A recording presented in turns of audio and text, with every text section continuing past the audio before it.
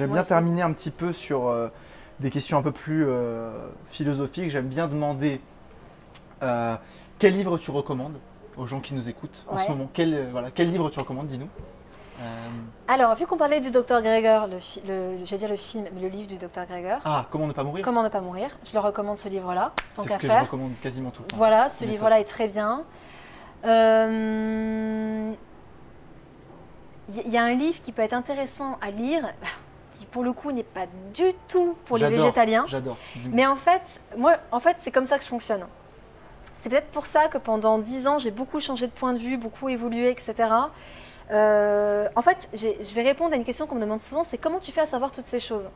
Si j'arrive à savoir toutes ces choses, c'est parce que je n'ai jamais cessé d'aller comparer les avis. Exactement. Et je vais toujours à l'opposé, en fait. Pour garder ton objectivité. C'est-à-dire, exactement. Et en fait, par exemple, le livre de Dr Robert, enfin c'est un naturopathe, Robert Masson, qui a écrit La diététique de l'expérience.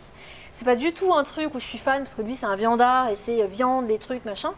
Mais il explique des fonctionnements du corps qui sont tels qu'ils sont. Ouais. Et c'est important d'en avoir conscience en fait. Donc ça peut être intéressant parce que au-delà du côté viandard qu'il préconise, son point de vue est intéressant. Et la diététique de l'expérience, il va justement comparer différents régimes. Il va apporter son analyse. Je dis pas que c'est la vérité, mais c'est important d'avoir cette analyse-là. Ça permet de mettre un petit peu d'eau dans son vin. Donc ça, j'aime beaucoup. Et c'est ce que fait Greger, c'est pour ça que je l'aime bien. Dans tous ses travaux, de comparer. Jamais, alors que bon, lui, à mon avis, il est vegan 100%, voilà, jamais il va te parler de la cause animale, le type. À aucun moment. À aucun moment, il va te parler de ton sens moral, éthique. Jamais. Exactement. Le mec, il reste hyper factuel. Il reste dans ses trucs en mode, bah voilà, il y a ça. Et il compare les protéines animales, les trucs, les machins, les études de tel mec, etc. Donc après, bon, je me fais forcément, c'est un… Non, puis il y a un truc, tu vois, si on part vraiment dans un truc perché, ok? Ça, c'est plus la thérapeute qui parle, c'est Lisa Salis qui parle. Chaman. C'est Lisa. Non, là, c'est vraiment Lisa. Je m'ouvre. J'ai assisté à une conférence il y a quelques temps qui disait stop les régimes, trouvez l'alimentation qui vous convient. Oui. Tu vois. Et en fait, cette personne a fait tout un historique de l'homme en disant pendant des centaines de générations, on a été paléolithique, on a mangé de la viande, on a mangé du poisson, on a mangé des baies, etc., etc. Bref, je te passe les détails sur le régime paléo. En gros, c'est pas de céréales, pas de légumineuses et les protéines sont animales. Okay. Après, il y a eu, sur l'espace de peut-être quelques générations, 5 ou 6, je ne sais plus combien, on a été agriculture, il y a eu l'agriculture. Et puis là, ça fait à peine une génération qu'on est végétalien. Donc, en toute logique, toute cette tendance, c'est du bullshit. Okay, et il y en aura plein des gens qui diront ça, et des médecins, et des diététiciens, et des nutritionnistes. Okay. Mon avis là-dessus, c'est que le monde change. Et mon avis là-dessus, c'est comme je disais tout à l'heure, on n'est pas que des êtres physiques. Je pars toujours de la science et de la physique, et même dans la formation que je prépare en ce moment, c'est de la diététique pure, et c'est du scientifique, et c'est du factuel, c'est de la physiologie, parce qu'on est fait de ça aussi, on est fait de chair, de sang, d'os. Mais nous sommes des êtres spirituels qui vivons une expérience humaine. Exactement.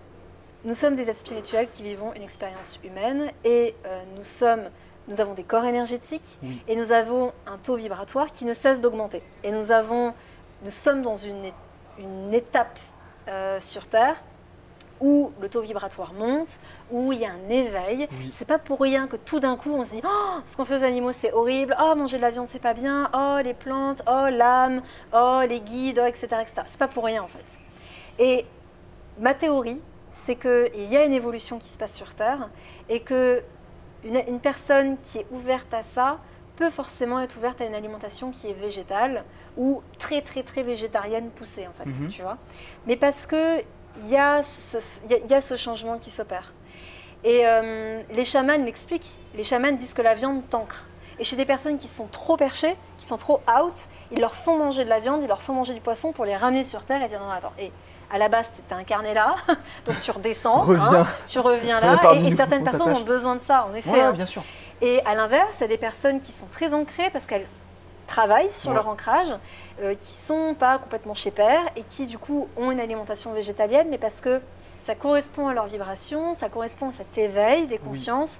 Et quand je dis éveil des consciences, c'est pas uluberlu, chatalabunga, je vois des gens qui n'existent pas. C'est pas ça en fait, tu vois. Je l'ai vu, je te dis. Voilà, en fait, il faut vraiment comprendre qu'on n'est pas que ce qu'on voit, qu'il y a d'autres choses, que on a une aura, qu'une maladie, quelqu'un qui est capable de voir les auras voit la maladie d'abord dans le corps énergétique avant qu'elle arrive au niveau physique, et que c'est pour ça qu'il est hyper important de d'abord travailler aussi sur nos émotions, sur notre environnement, sur nos pensées, parce que nos pensées vont impacter nos émotions qui vont impacter la chimie qui s'opère dans notre corps. C'est pour ça qu'il y a un autre livre que je recommande qui s'appelle La biologie des croyances. On se rend compte que, au final, si on change nos croyances, on change notre biologie interne. Donc, à un moment donné, il y a des personnes qui diront « ouais, bullshit ». C'est pas grave, n'y crois pas. Je te dis juste, voilà, ce en quoi je crois, ce qui pour moi est une vérité parce que j'y ai été trop souvent confrontée, que ce soit pour moi, pour les personnes qui me consultent et des fois même des amis, des connaissances. Donc voilà, ça permet d'avoir à la fois le livre Dr Greger qui apporte beaucoup de choses très intéressantes, quelque chose de très factuel mais très très abordable sur la physiologie et sur certains fonctionnements. Et ça permet aussi de comprendre pourquoi certaines personnes ont ces croyances par rapport à la viande, etc. Et puis ce livre qui est un peu plus sur l'ouverture d'esprit, qui nous permet de comprendre à quel point l'évolution de l'état d'esprit, l'évolution de ce taux vibratoire, peut nous permettre de nous contenter d'une alimentation végétale. Voilà. Génial. On pourrait terminer là-dessus, juste... Donc toi tu penses que vraiment il y a cette prise de conscience qui est déjà en cours. Clairement. Et donc toi tu crois en un futur meilleur à ce niveau-là? Oui. Est-ce qu'on va s'en sortir? Est-ce que on va manger plus de plantes, respecter l'environnement? Je suis convaincue de la bonté de l'humain. Oui. Je suis convaincue de cette part lumineuse qu'on a tous en nous. Sinon, on se serait déjà tous bombardés les uns sur les autres. Exactement. Mais on ne serait plus là déjà. En fait, j'arrive plus à parler. Nos sociétés sont régies par des personnes qui sont néfastes. Faut le dire. Quand on voit la composition ne serait-ce que des aliments, c'est qu'ils sont animés que par le profit en fait. Donc malheureusement, je ne sais pas si c'est l'argent qui les a perdus, on va dire, je ne sais pas, peu importe la chose. Mais par contre, j'ai confiance en la capacité qu'on a à nous former, à reprendre les rênes de notre santé. C'est pour ça aussi que toi, comme moi, on œuvre beaucoup là-dessus. À se reconnecter à nos besoins pour reprendre le contrôle en fait et se dire non, ça c'est du bullshit, ça c'est faux, ça c'est la vérité, ça c'est ce qui fonctionne pour mon corps. C'est nous qui les avons élus ces personnes-là. Et est-ce que ça peut aussi passer par une mauvaise alimentation? Le fait que tu vois, est-ce que pour toi, on peut être manipulé par la société justement parce qu'elle nous nourrit tellement mal, elle nous nourrit tellement mal aussi en information. On est beaucoup dans une information de peur, de doute, pour qu'en fait notre niveau vibratoire reste bas pour qu'ils puissent continuer à nous contrôler tranquillement. Alors on va peut-être perdre certains auditeurs en disant ça, mais clairement. Tout à fait, clairement.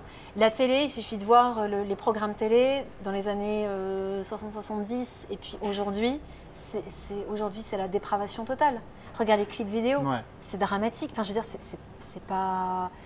On n'est plus dans quelque chose qui nourrit l'esprit, on n'est plus dans quelque chose d'éducatif, on n'est que dans des informations. Les informations télé, c'est que des choses qui nous plongent dans la peur.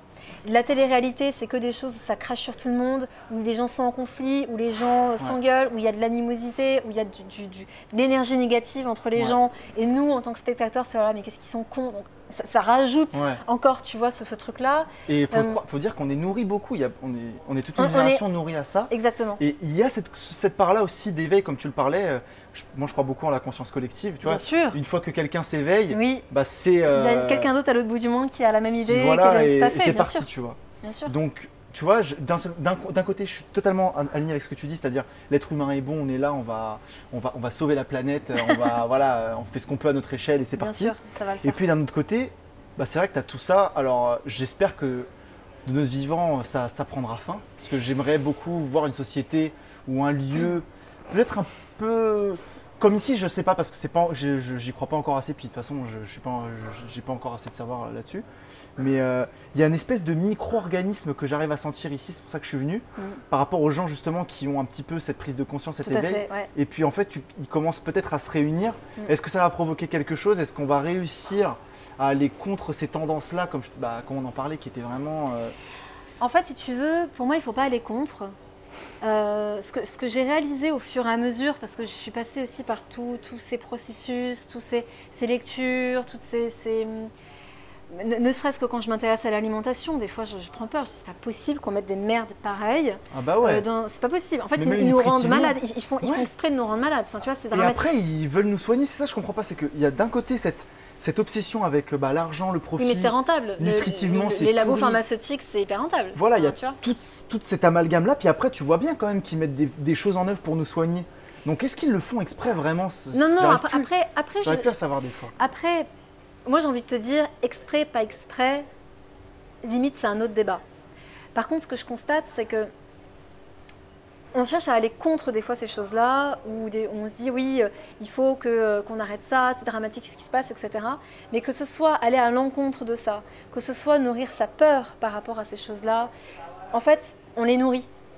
Tout comme en continuant à consommer ces produits-là, en continuant à consommer des médicaments, on n'a même pas idée de ce qu'ils mettent dedans, quand on continue Quand je dis qu'on n'a pas idée de ce qu'ils mettent dedans, c'est juste qu'on n'a aucune idée de ce que ça fait vraiment sur notre corps. Ouais. On pense que c'est bon, puis on a des œillères. Et en fin de compte, on ne sait pas. Je veux dire, une pomme, on sait ce que ça fait. Déjà, le jus de pomme, on a mis une plombe à comprendre qu'en fait, ça ne faisait pas l'effet d'une pomme. Tu vois. Donc, pour te dire, un médicament, c'est ne serait-ce que ça. Et en fait, c'est en s'éloignant de tout ça qu'on peut faire changer les choses. En continuant à nourrir notre peur, notre rancœur, notre énervement, notre colère vis-à-vis, que ce soit des politiciens, que ce soit des industriels, que ce soit des labos pharmaceutiques, en étant toujours à dire de toute façon, on ne va pas y arriver, de toute façon, c'est de la bouse, etc. En fait, on les nourrit, ne serait-ce que énergétiquement, on met une partie de notre énergie là-dedans. Et si en plus, on les finance en achetant leurs produits, on les nourrit. Donc pour moi, ma solution, je ne dis pas que c'est la solution, mais ma solution, c'est de tout couper en fait. Et de rester concentré sur des choses qui vont nourrir le changement. Et ce qui nourrit le changement pour moi, c'est de ne plus avoir de télé. Ça fait 10 ans que j'ai plus de télé, que je ne regarde plus les infos, j'ai plus les journaux, j'ai plus tout ça. De toute façon, quand il y a une vraie info, t'inquiète qu'elle t'arrive. Parce que quand il y a eu des vraies infos importantes sur Trump, sur le volcan Philippines qui explose, sur le coronavirus, j'ai eu l'info, j'avais pas de télé, je regardais pas les infos, je lisais pas les journaux. L'info, je l'ai eu, donc t'inquiète. Je nourris plus les lectures anxiogènes de les conneries qu'ils nous mettent dans les aliments, dans les vaccins, dans les trucs, parce qu'après on se dit que c'est tout ce qu'on est manipulé, machin. Ça sert à rien mis à part à avoir peur. Donc j'ai tout coupé. Et par contre, je me concentre tous les jours sur comment apporter de la valeur aux gens, comment faire en sorte que les gens reprennent leur santé en main. En fait, je vais être tout à fait honnête, tu sais qu'est-ce que je me dis tous les jours ? Ma phrase, c'est démocratiser l'accès à la nutrition et à la santé. Mais ce que je rajoute dans ce que je visualise tous les jours, c'est pour que les gens rayonnent leur propre lumière, pour que les gens soient les créateurs de leur vie, pour qu'ils puissent réaliser ce pourquoi ils sont là. Voilà. Et c'est ce que je mets avec une musique de malade dans les oreilles, que je fais tous les matins. Et ça me donne le power de bosser 12, 13, 14 heures par jour sur ma formation, sur mes posts, sur mon podcast. Parce que voilà, j'ai plus envie de nourrir ce qui éteint ce monde. J'ai envie de nourrir ce qui va l'illuminer. J'ai envie de nourrir ce qui va le régénérer. Et je pense qu'en effet, à Bali, il y a beaucoup de gens qui sont dans cette mouvance-là. Donc ça, waouh, ça met du fuel. Ouais, c'est vrai. Et j'espère que ce podcast aussi mettra du fuel. J'espère aussi, parce que je me suis beaucoup retrouvé dans ce que tu viens de dire, donc amen là-dessus. J'étais très naïf de dire avant-dernière question, il y en a encore, 15. T'inquiète. Écoute, j'allais te poser la question, une question assez simple. Qu'est-ce que pour terminer un petit peu, qu'est-ce que tu te donnerais comme conseil il y a 10 ans, si tu pouvais revenir en arrière et prendre la petite Lisa, 24 ans, 32, je sais plus quel âge t'as. Je rigole. 33, tu vas avoir 34. La petite Lisa, 20 ans, qu'est-ce que tu lui conseillerais? Oh là. Qu'est-ce que tu lui dirais si tu pouvais y aller là maintenant? Mais par rapport à n'importe quoi, hein, pas forcément nutrition, etc.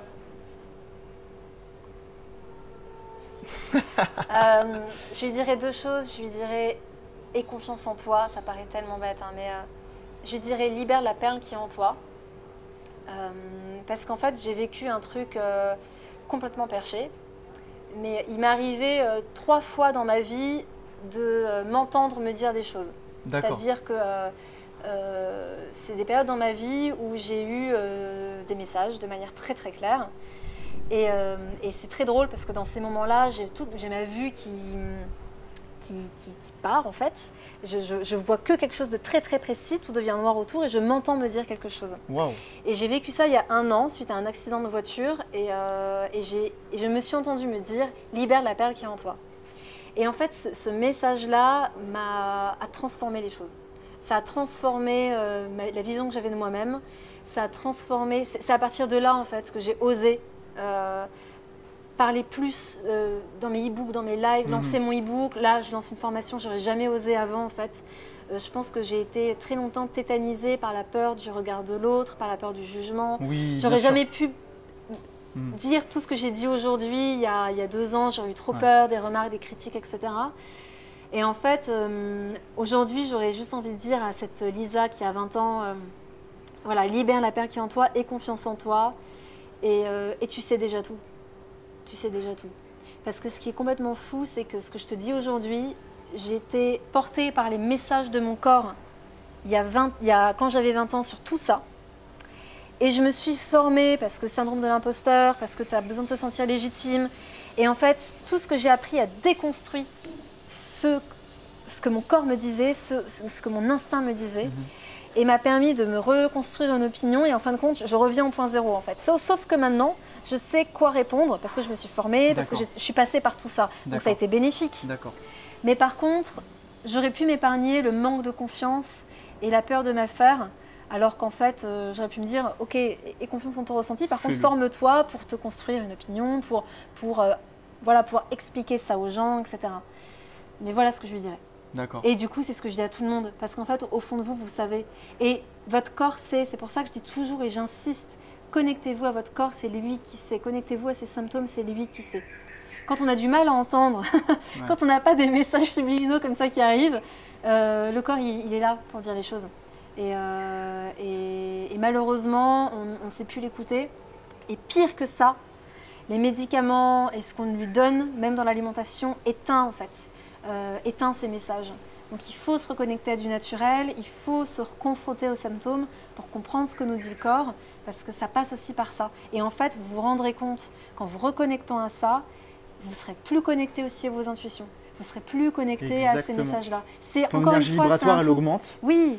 Et par l'alimentation. Tout à fait. Et tu commences à capter d'autres choses que jusqu'à maintenant tu Exactement. étais à des millénaires de capter. Exactement. Et même ces messages, tu te rends compte qu'ils avaient peut-être été là depuis le début, mais tu les avais pas vus parce que tu étais trop concentré sur ce qu'avait dit un tel ou ce que dit l'autre, ou ce que va penser en faisant ça. Enfin, tu vois. Et là, d'un seul coup, tu vois les messages arrivent et puis tu te dis mince, tu vois, comment on en est arrivé là aujourd'hui, Lisa? Je vais te le dire, moi. C'est Inde. Ah oui, à nous deux, tu veux dire? Oui, c'est Inde. Inde qui m'a contactée pour que j'intervienne sur son podcast. Du coup, on est devenus super amis. Ouais. Et qu'est-ce que... J'ai vu une story. J'ai posté quelque chose de l'Arkiris, un restaurant végétarien que je conseille à tous les Barcelonais que j'adore. Et en fait, j'ai vu une mention comme ça. Et puis je me suis dit, vas-y, je crois que dans la foulée, on s'est rencontrés. Ouais. Elle est venue chez moi. Ouais. Et elle m'a parlé de toi. Podcast Inspired. Elle m'a parlé de toi. Boum, on a commencé machin. Donc, est-ce que le temps est une illusion, Lisa? Oui. Bien sûr. Est-ce qu'on a déjà eu ce podcast? Est-ce qu'on s'est déjà vu tu vois, tes messages subliminaux? Est-ce que pour tous ceux qui regardent la série The OA sur Netflix, comprendront ma vision des choses. Bien sûr que je crois dans les vies intérieures, je crois en l'aspect multidimensionnel de l'univers. Donc je sais que le temps, je suis convaincue que le temps s'étire, se rétracte, s'étire, qu'en fait tout ça est une réalité parce qu'on la conscientise comme ça, mais qu'en fait c'est pour ça qu'on a un pouvoir créateur de malade en fait. Et je l'expérimente de plus en plus, c'est-à-dire qu'aujourd'hui je visualise des objectifs. Quand je te dis qu'ils se réalisent dans les 2 jours à la virgule près, si je parle d'un chiffre, c'est incroyable en fait. Et en fait, ce que je trouve génial sur les réseaux, c'est qu'aujourd'hui, il y a de plus en plus de gens qui osent parler de ça. Je pense à Chloé Bloom, que je suivais de loin sur Instagram et j'ai eu la chance de pouvoir plus échanger avec elle quand j'étais à Bali. Et elle parle beaucoup de ça, elle parle beaucoup de ce pouvoir créateur. Alors, elle est moins dans tout ce qui est très spirituel, etc. Mais c'est ça que j'aime bien, c'est qu'elle est dans du concret, elle est dans du pragmatique. Mais elle dit, arrêtez avec vos trucs, non, c'est pas vrai, non, on nous a dit à l'école que c'est comme ça que ça fonctionnait, c'est du bullshit, vous avez le pouvoir de faire ce que vous voulez, cassez vos barrières et allez-y, tu vois. Ouais. Et donc, moi, je suis convaincue de tout ça. Et c'est vrai que dans The OA, en fait, qu'est-ce qu'on voit? On voit une personne qui vit une EMI, donc une expérience de mort imminente. On voit qu'est-ce qui se passe quand elle quitte son corps. On voit ce qui se passe dans les autres dimensions. C'est hyper intéressant. Donc, pour certaines personnes, elles vont peut-être pas tout capter. Pour certaines personnes qui sont très sensibles à tout ça, elles vont peut-être se dire « Waouh, c'est incroyable !» Donc ça dépend en fait de comment on perçoit ça. Mais c'est plein de messages, The OA, c'est incroyable. Donc est-ce qu'on l'a vécu à un autre moment peut-être? Certainement, j'en sais rien, je sais pas. Mais ce qui est beau, c'est qu'on le vit maintenant et j'espère que ça va inspirer beaucoup de gens. Yes, merci. Tu as parlé de Chloé là rapidement, je me permets de… Là, tant qu'on est là. Chloé, je la suis un petit peu de loin aussi, mais de ce que j'ai vu, elle est très portée astrologie aussi, sur la lune. Ouais, astrologie, je sais pas, mais par contre, lune, oui. Et je pense que toute femme, j'ai presque envie de dire, toute femme digne de ce nom, devrait s'intéresser à la lune. Parce notre cycle est greffé au cycle lunaire. Donc on est en interconnexion permanente avec la lune. Et nous, les femmes qui souffrons beaucoup plus de rétention d'eau, regardez mesdames, vous verrez que vous avez très souvent plus de rétention d'eau en moment de pleine lune qu'en moment de nouvelle lune. C'est logique, c'est comme les marées en fait. Et notre cycle, on est censé avoir nos règles au moment de la nouvelle lune et la phase d'ovulation au moment de la pleine lune. Et très souvent, quand notre cycle est déréglé et qu'on a nos règles en pleine lune, c'est parce qu'on est dévitalisé et qu'on a besoin de l'énergie lunaire pour nous revitaliser dans cette période qui nous affaiblit un petit peu. Donc, c'est la base, tu vois. Donc, elle, je sais qu'elle s'intéresse beaucoup à la lune. Je pense parce qu'elle a beaucoup travaillé sur elle cette dernière année. Elle a beaucoup appris, elle s'est beaucoup formée. Chloé, c'est quelqu'un qui a compris que investir sur soi et se former, c'est hyper important. Bien sûr. Et d'ailleurs, on le voit dans l'évolution de ses postes. Et voilà, je pense qu'elle s'est connectée à cette part féminine, à la femme avec un grand F. Et tant mieux. Tant mieux, mais Miranda Gray a beaucoup contribué à ça en écrivant le livre Lune Rouge. J'ai fait un podcast avec Peggy aussi, Peggy Favès sur l'endométriose. On parle aussi de cette phase cyclique, de l'importance de la Lune. Enfin, voilà, Et toi, tu es astrologie pas trop? Je suis très sensible. Alors après, je suis italienne. Et en Italie, à n'importe quel… très souvent, en fait, ils sont très sensibles aussi à l'astrologie en Italie. D'accord. Moi, je me souviens, mon entretien d'embauche, c'était t'es quel signe? Une des premières questions. Carrément. T'es quel signe? C'est marrant. Et t'es quel signe du coup? Moi, je suis Gémeaux. T'es Gémeaux? Bah oui. Je suis Gémeaux ascendant Sagittaire. D'accord. Et en fait, je me suis intéressée à l'astrologie par la force des choses parce que déjà, ma mère s'est beaucoup intéressée à l'astrologie jungienne. Donc d'ailleurs, c'est intéressant parce qu'à travers mes études, j'ai beaucoup rebondi sur Carl Gustav Jung. Intéressez-vous à son travail, c'est passionnant ce qu'il fait. Et donc l'astrologie jungienne permet vraiment de comprendre la personnalité à travers l'approche psychologique. Enfin, c'est un délire. Ouais, c'est un délire. Et moi, en fait, je me suis un peu intéressée à tous les signes, genre tel signe c'est ça, tel signe c'est ça. Et en fait, j'ai réalisé que je devinais l'ascendant des gens très souvent. Ah ouais? Alors, ou ça me vient spontanément, ou ça me vient pas du tout. D'accord. Mais par exemple, j'avais des amis qui me disaient, moi je suis balance. Je suis non, mais toi t'es ascendant lion, c'est obligé. Parce qu'en fait, ils avaient tous les traits caractériels du lion. Et quand on vérifiait, Thierry, ça tombait toujours dans le mille. C'est une chamane, ça y est, c'est officiel. Je ne mettrai jamais en ligne ce podcast. Ça, ne met jamais en ligne ce podcast. Tout ce qu'elle a dit est décrédibilisé à l'instant. Non, mais en fait, je pense que c'est ma particularité, c'est que je suis à la fois très scientifique et très terre à terre, et je suis à la fois complètement chez père. Et les personnes de mon entourage, savent que je suis complètement chez père et que Est-ce que tu peux deviner mon signe mon ascendant Non, parce que ça me vient pas comme ça. C'est compliqué. Ouais, non, c'est compliqué. C'est où en fait ça me parle complètement. Très souvent, c'est des personnes quand même avec qui j'échange un certain temps. C'est arrivé avec beaucoup de personnes de mon équipe. D'accord. Notamment quand je travaillais dans la restauration. Forcément, autant te dire que je bossais 70 heures semaine avec eux, etc. Puis ils me disaient, moi je suis balance. Je suis mais toi c'est pas possible, t'es ça. Ou mon coloc, c'était pareil, je me disais, t'es ça. Enfin, voilà, ça me venait. À peine, et c'est là que je me suis dit, il y a quand même un truc. Parce que pour que je devine son ascendant comme ça, c'est qu'il y a quand même des choses que dans l'astrologie, c'est pas complètement biaisé, tu vois. Donc bref, je pense que c'est une science. Alors, évidemment que l'horoscope du Télé 7 jours, c'est du bullshit sans nom, clairement, oublié. Mais il y a une connaissance, quand on étudie la science de l'astrologie, tout comme quand on étudie l'alchimie, c'est des choses on ne comprend rien de rien, mais il y a un vrai truc ancestral là derrière qui mérite d'être creusé. Vierge ascendant Capricorne. Vierge, ascendant Capricorne pour toi? WT1. Ah ouais. Ouais, Capricorne, je suis vraiment pas étonnée pour le coup, tu vois. Ça y est. Mais bon, je peux pas deviner, donc je peux rien dire. Non. Ouais. Ah, c'est intéressant. Alright. Voilou. Merci beaucoup Merci à toi, Marco. de nous avoir écoutés. Merci à vous de nous Lisa. avoir écoutés. Franchement, c'était génial. J'ai jamais fait Enfin, c'était vraiment cool. Merci à tout le monde de nous avoir écoutés. Merci infiniment. Je vous souhaite une pure journée. Allez suivre Lisa Salis, allez suivre son travail. Il y a une formation qui va sortir bientôt au mois de mars. Mon académie IJ. Comme Bibi. Très passionnant, je pense que c'est très complémentaire ce qu'on fait. On en a parlé un petit peu hors caméra, donc foncez suivre Lisa. Moi, elle m'inspire beaucoup, m'a beaucoup inspiré ces derniers mois. Et voilà. Merci infiniment pour votre écoute. Merci à toi, Marco, pour cette interview. C'était très chouette d'échanger avec toi. J'ai beaucoup aimé parce que c'était pas juste une interview, c'était un moment tous les deux qu'on va mettre en ligne en fait. Oui. Voilà, je suis très curieuse des retours, tu me diras. Ça marche.